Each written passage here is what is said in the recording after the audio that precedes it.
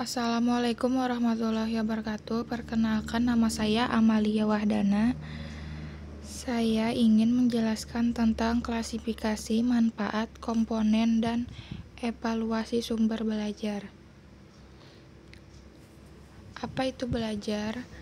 Belajar adalah suatu proses atau upaya yang dilakukan setiap individu untuk mendapatkan perubahan tingkah laku baik dalam bentuk pengetahuan, keterampilan, sikap, dan nilai positif sebagai suatu pengalaman dari berbagai materi yang telah dipelajari.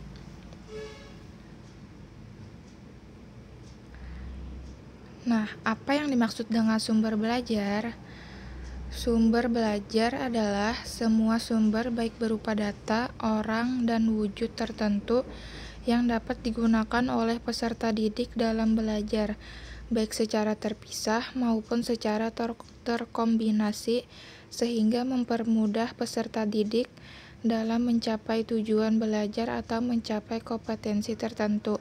Sedangkan menurut para ahli Wina Sanjaya menyebutkan bahwa sumber belajar adalah segala sesuatu yang dapat dimanfaatkan oleh siswa untuk mempelajari bahan dan pengalaman belajar sesuai dengan tujuan yang hendak dicapai.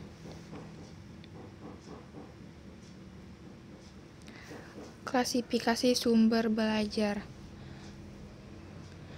Menurut para ahli, yaitu Abdul Majid mengklasifikasikan sumber belajar menjadi 5 hal, yaitu tempat, benda, orang, buku, dan peristiwa. Klasifikasi tersebut secara ringkas dapat dijelaskan sebagai berikut. 1. Tempat atau lingkungan sekitar di mana seseorang dapat belajar dan melakukan perubahan tingkah laku seperti sungai, pasar, gunung, museum, dan lain-lain. 2. Segala benda yang memungkinkan terjadinya perubahan tingkah laku peserta didik, misalnya situs. 3. Orang yang memiliki keahlian tertentu sehingga siswa dapat belajar sesuatu kepada orang tersebut. 4. Segala macam buku yang dapat dibaca secara mandiri oleh siswa. 5. Peristiwa dan fakta yang sedang terjadi. Manfaat sumber belajar. Sumber belajar memiliki berbagai manfaat penting dalam kegiatan pembelajaran.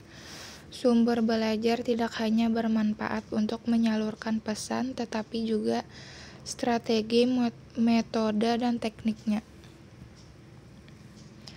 Tim pengembang ilmu pendidikan dari PIP UPI tahun 2007 nomor 201 mengungkapkan manfaat sumber belajar adalah 1. Meningkatkan produktivitas pembelajaran. 2.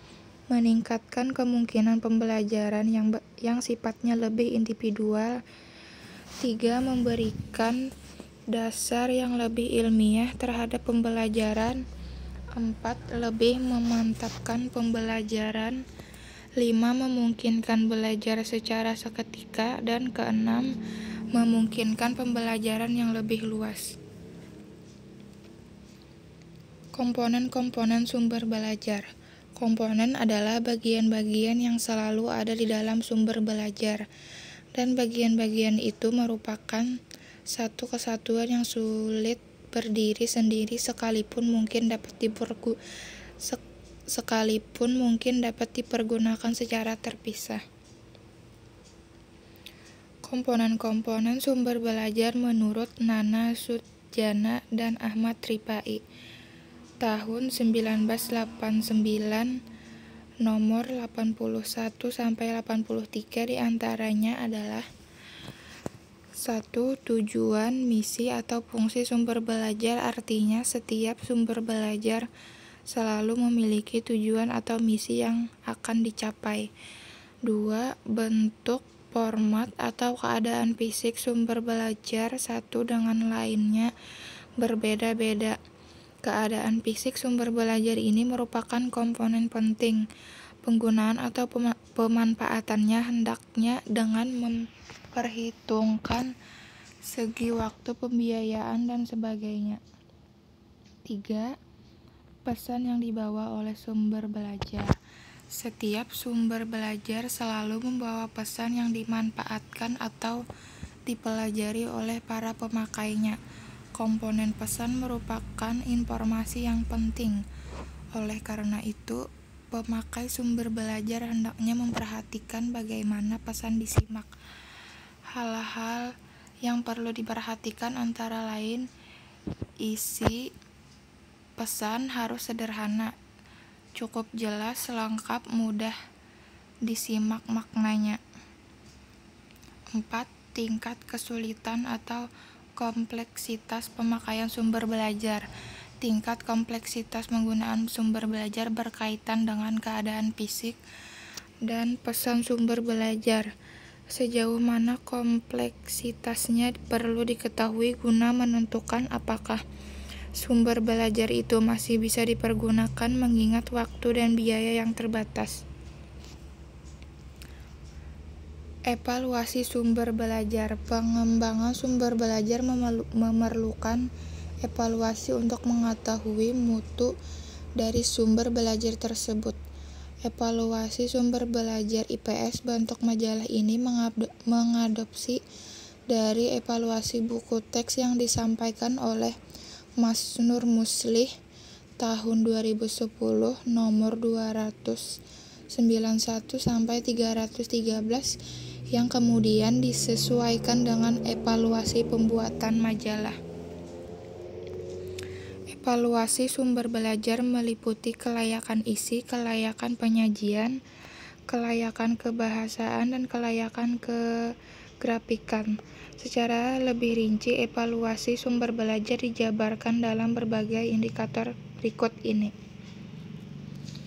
1. Penilaian kelayakan isi. Ada 3 indikator yang harus diperhatikan, yaitu kesesuaian uraian materi dengan kompetensi inti dan kompetensi dasar yang terdapat dalam kurikulum mata pelajaran yang bersangkutan, keakuratan materi, dan materi pendukung pembelajaran. 2. Penilaian kelayakan penyajian.